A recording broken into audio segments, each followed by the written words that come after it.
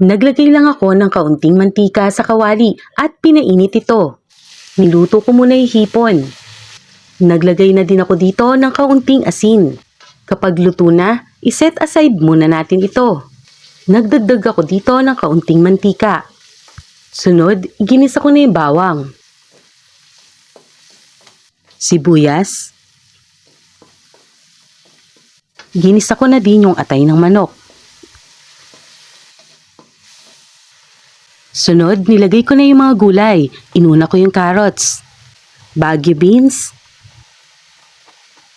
sayote. Katulad ng carrots, inislice ko din ito into cubes. Nilagay ko na din yung singkamas. Stir fry ito ng 2 minutes. At pagkatapos, naglagay ako dito ng 2 cups of water.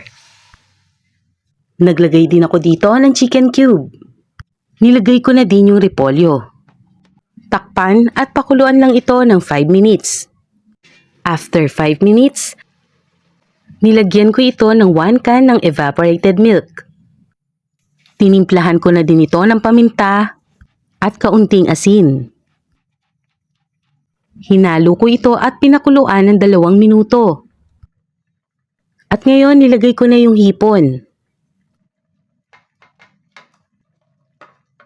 Nilagay ko na din yung itlog. Karaniwang nilalagay dito, itlog ng pugo. Pero dahil wala akong mabiling itlog ng pugo, itlog ng manok na lang. Pwede naman.